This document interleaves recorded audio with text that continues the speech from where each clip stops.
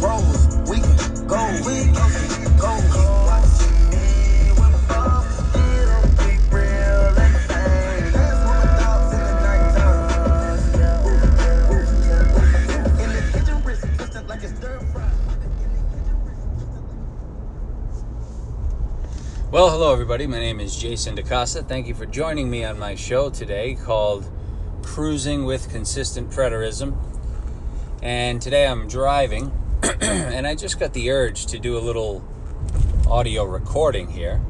So I found a good song that was on Jammin' 94.5. I flicked up the volume, grabbed my phone, hit the record button, and here we go.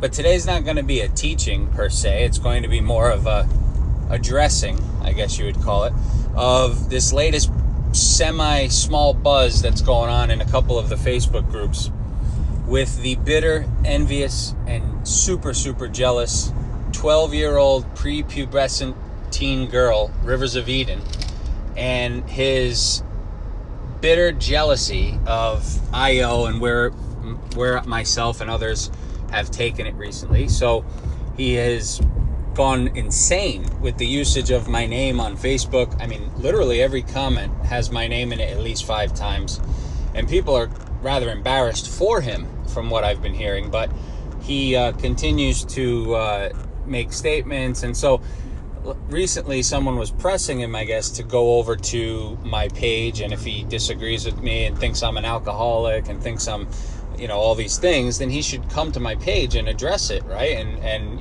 we could have a discussion about it. And so they were pressing him on that, and he, refused to do it.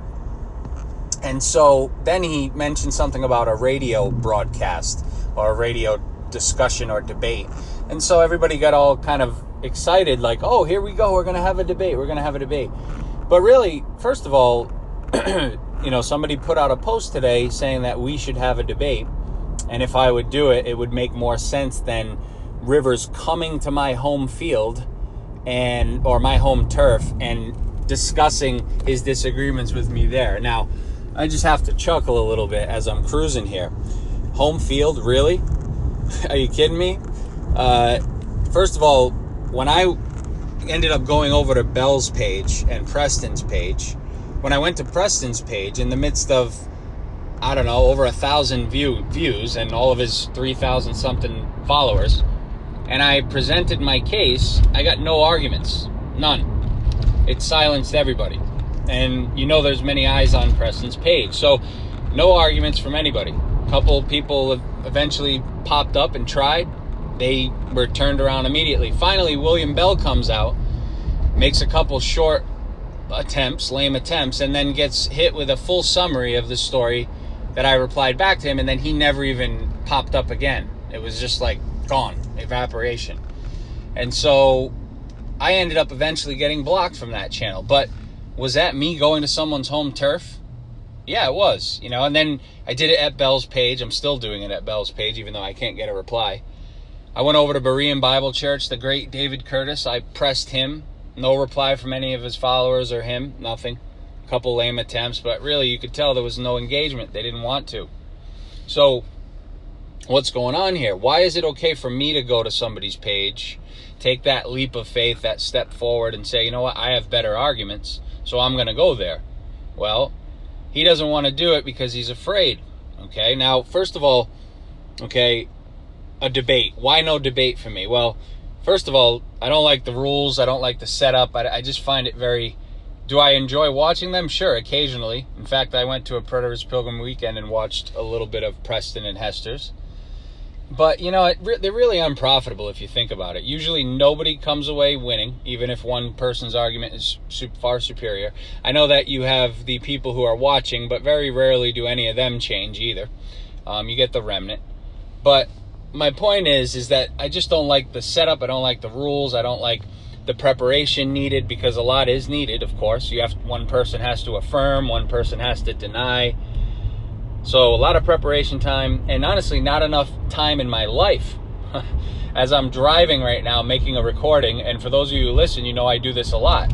And why is that? Well, because I'm in the office, doing things in the home office. I travel some 35 trips per year.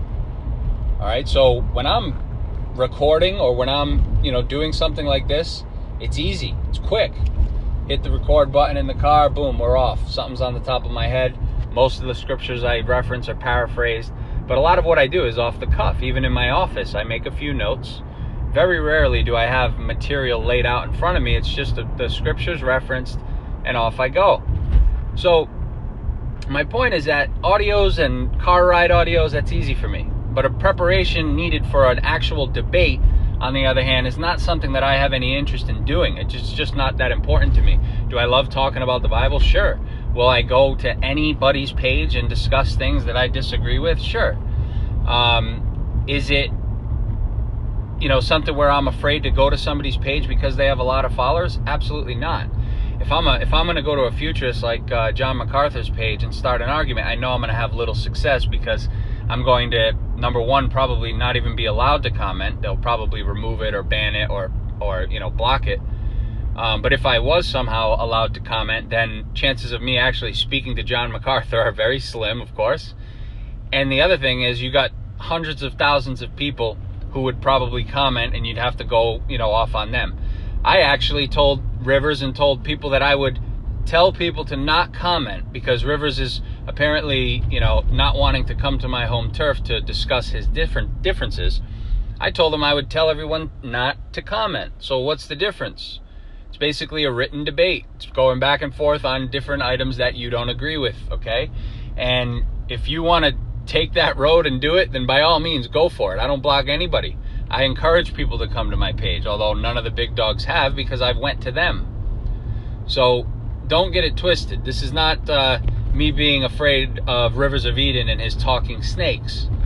This is me not wanting to invest the time, energy, and be set in that sort of structural bondage in terms of a debate when I could do it other ways that would be a lot better and a lot easier for me, who many a times replies to people on his cell phone with his thumbs.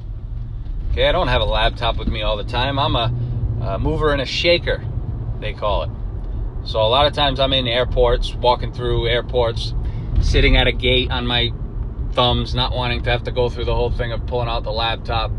So a lot of my stuff is done remotely. Okay, I don't have the high-tech stuff that these people have to be able to sit in front of a shelf with 300 books on it and record myself, with graphics and such. My stuff's pretty ghetto, all right? But the content, I'd say, is pretty quality.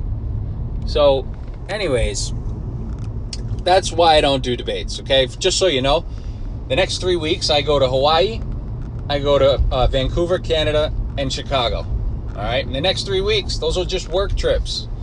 Mixed in with work, mixed in with being a landlord, mixed in with everyday trials, everyday life, relationships, seeing people that I care about. Life is busy, okay? So doing a debate is just not in it for me. But like I said, all right, anybody can come over, anybody at any time, and we can discuss this stuff. I did it, you can surely do it too.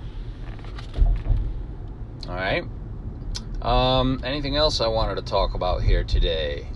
Oh yeah, I did want to read a quote that was sent to me from that Rivers of Eden made on Facebook.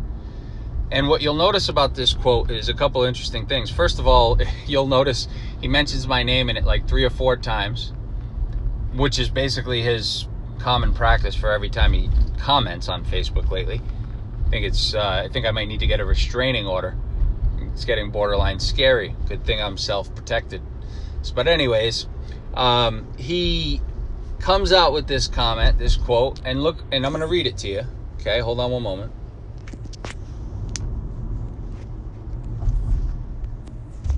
All right, so this is what he says, okay? He's apparently talking to someone, and he says, "There's no reason to waste my time refuting DeCosta on his YouTube channel, where there are only 200 subscribers and a handful of people who comment." Sorry about that, I got a call. But so anyways, the comment is that I only have 200 subscribers and a handful of people who comment on my YouTube channel. So it makes no sense for him to come over and talk about it. Well, that's kind of funny, right? So first of all, what's funny about that is you can see the bitterness and jealousy all over it. The guy's watching how many subscribers and how many people comment, and he's mentioning that before he even speaks on the comment or the question. So you can see when you read people and you understand people's body language and what they say and what it really means, you can see bitterness and envy and jealousy all over that. But what's funny is a couple months back, or 3-4 months ago, he had made a similar comment that someone sent to me, and it said DeCosta is just a nobody who has about 100 followers, 100 subscribers on YouTube. So he referenced this exact same thing a handful of months ago when I only had about half the followers or subscribers. But you notice how he's watching my channel. Just back then he knew that I only had 100 subscribers. Now he knows I have over 200. And so he's watching that. He's watching people subscribe and comment, and he's definitely got eyes on the page, which I thought was kind of funny. But anyways, and he's also sort of implying that, somebody with few followers must mean that the doctrine is wrong, right? Only the guys with many followers are right. Well, tell that to John Hagee, tell that to John MacArthur, tell that to all the big dogs who teach futurism and have 100,000 subscribers. You wouldn't say that their doctrine is more accurate than Don K. Preston with only 3,500, would you? Of course you wouldn't. So the same holds true for those of us little dogs with only a couple hundred.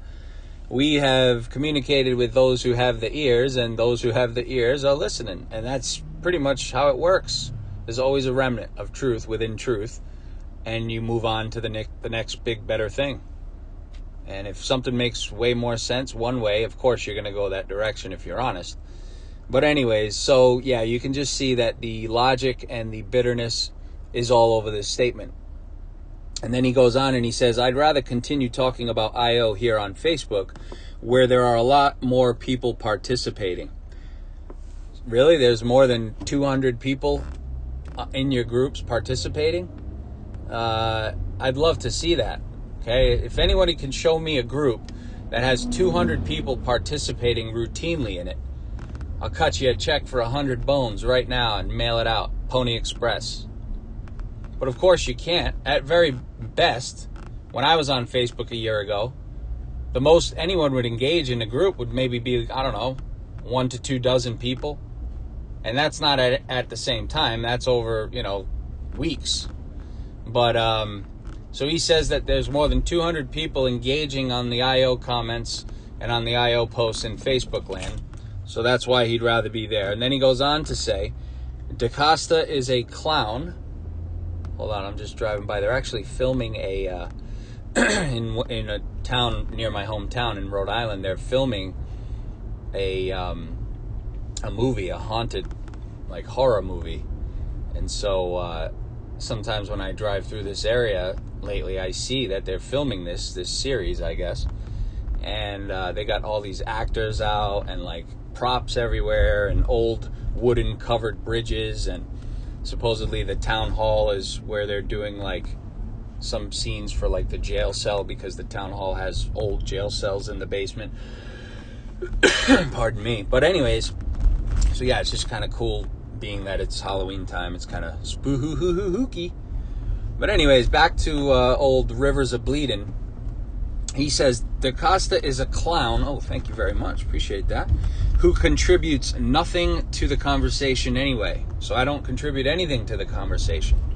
You can see the, when people make such stupid statements, such grandiose and false statements, you can tell, again, there's underlying tones of bitterness and jealousy in that, right? Obviously I contribute things to the conversation, okay? Anybody contributes things to the conversation, to be quite frank. But he says that I don't contribute anything to the conversation, and I'm a clown. So you can see more bitterness and jealousy. Then he goes, the guy who parrots him here on Facebook has proven that time and time again. So he must be talking about one of the Mikeys, Michael Barris or Michael Bradley, and that they share a lot of I.O. content on Facebook. And, of course we talk and they share my videos, so he must be referring to them. But I've seen them take him to task day in and day out and heard about it. And it's just funny how he just ignores these things and continues on in his own world of delusion. Maybe the grease from all the long hair is sinking into the skull. Then he finishes off his brilliant short essay here, and he says the reason, now this is great, ready for this? The reason DeCosta left Facebook is because he couldn't handle the conversations he had about I.O. with Corey Schultz.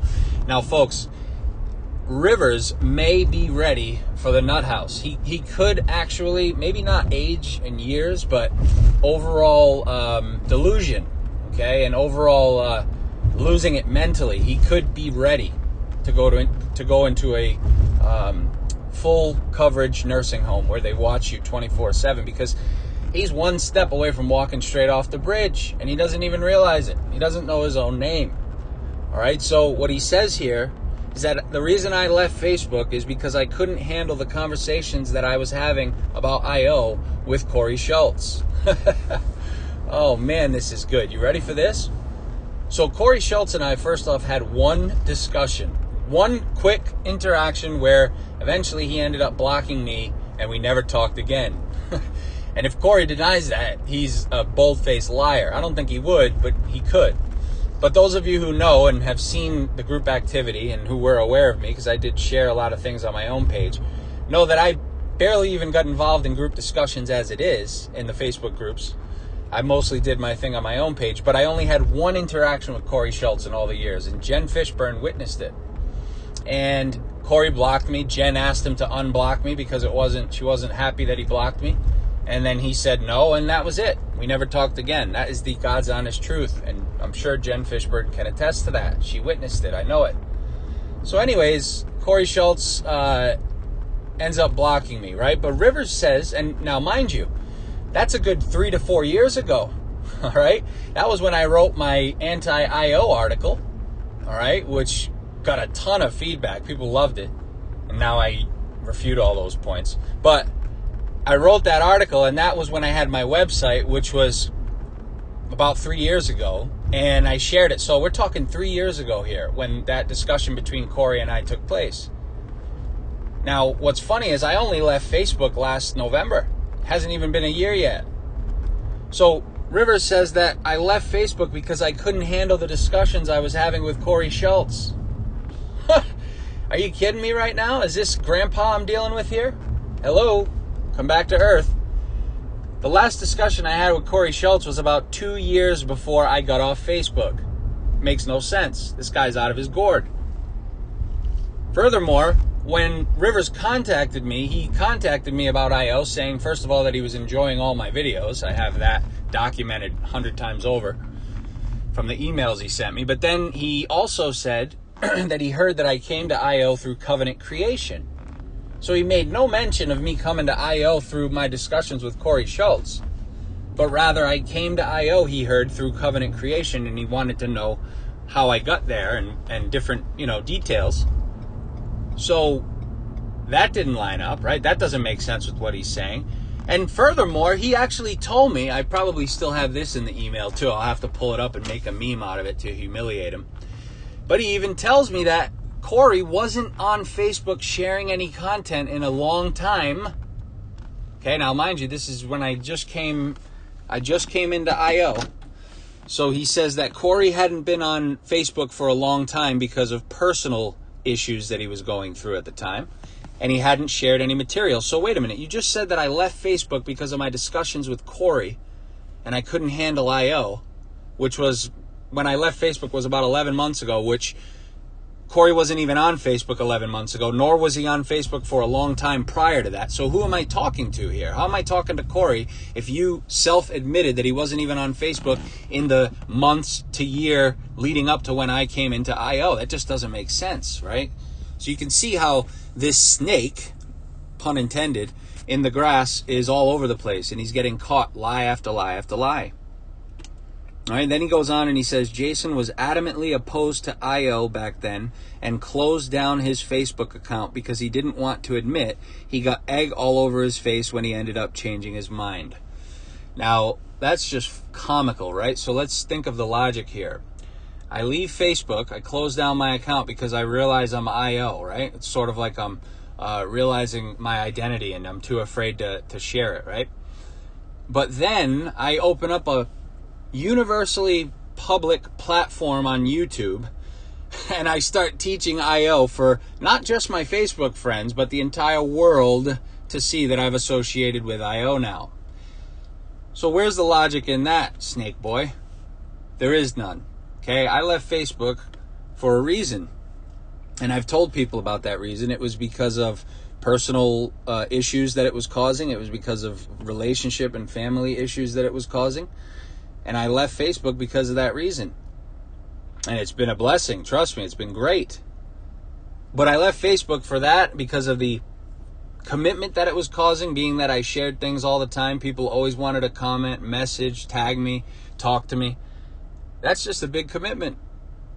So I figured, you know what? This is not doing any good for my relationships, of which most of those immediately close to me are of the futurist persuasion. So you can only imagine how going to full preterism and then IO and starting to share it was affecting people. So I said, you know what? This is probably, since it's all not pertaining to me anyway, and there's nothing, really too urgent and crucial here, let me jump off Facebook. Let me get a better grip on my life, on my relationships. Let me focus more on my job and do better there, because I'm wasting too much time talking to people who just whatever.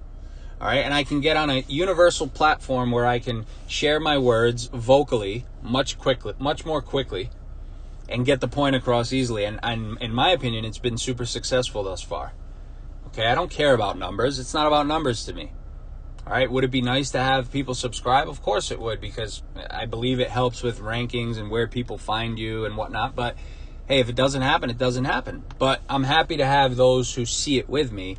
Not that it's a cult, but that it's just, all right, you see it too, so I'm not crazy here. Okay, so it's been cool to see people like Jeremiah and different people like that who come into the view and say, you know what, sorry, man, you were right, and I'm glad I listened. And that's cool, and I'll never rub anyone's face in the mud for that. I'll always give you mad respect. Mad is a New England thing. Sorry about that. That means a lot of respect. and that's just about all there is to it. But this quote of Rivers saying that I was afraid to show everybody that I changed my mind really just shows how bitter again that he is, because I started a universal YouTube channel where anybody in the entire world can listen to the fact that I'm IL and listen to my materials. So unlike him, who's done nothing for the view, I'm actually out there trying to get people to understand it and having good success and shutting down the big dogs on it. All right, so in closing, I just wanted to, get those things out in the air if people are wondering, oh, why isn't he debating? It's just not worth my time, okay? I'll invite anyone to my channel. If it makes Rivers feel more cozy and comfortable, I'll tell everybody not to comment if he comments, okay? Maybe it's almost like putting a trap out for a snake. You got to wait. Oh, there he is. And, like people are like, oh, let's have a debate. What are we going to debate? Are we going to debate that snakes talked? Are we going to debate that sin wasn't imputed to those without the law, which Rivers thinks sin was imputed to all humanity? I'll just show him the fact that God simply states no other people had his law 50 times. And that statement eliminates his argument, because that statement cannot be made if other people's had the law to impute sin. So I'll shut that down. And then what? Then he's going to want to talk about Adam being in covenant. And I'll show him every man in the storyline that was in covenant with God throughout the whole story, having the same relationship, the same law practices, the same altars and sacrifices, the same day-to-day, the same blessing of Garden of Eden and fruitful land and abundance and all that imagery and all that reality. I'll show it all the way back to Adam. And I'll show that there was a covenant right there. Right at Noah. God was establishing my covenant with Noah, showing that covenant wasn't a new concept. God was a covenant-keeping, covenant-making God the whole way through. And you can see that those who walked close to him always had the law. They always had the sacrifices. They always had that part of that relationship which no others had. So, the debate, in my opinion, first of all, wouldn't be fruitful. It wouldn't be good. But arguing on individual points, that's another thing. If Rivers wants to come over and say to me, hey, the snake was real in the garden, we can go back and forth on that topic. Okay, if Rivers wants to come over and say, hey, Jeremiah 31 is not about the return to Zion, it's actually about AD 70, then we can go back and forth on that topic. But that's more profitable to me. And that's more, it fits into my lifestyle a lot better because I can do this on my phone, on my thumbs, on the cuff, while in the car, while flying, on an airport. It fits into my life a lot better. All right, but don't anybody get it twisted, okay? I go to the pages of people that are the big dogs, and I challenge them on certain things. And so far, I've got nothing like that from Rivers of Bleeding. All right, everybody, hope you all have a great day. Just wanted to get that out there. I'll holler at you soon. Take care. Bye-bye.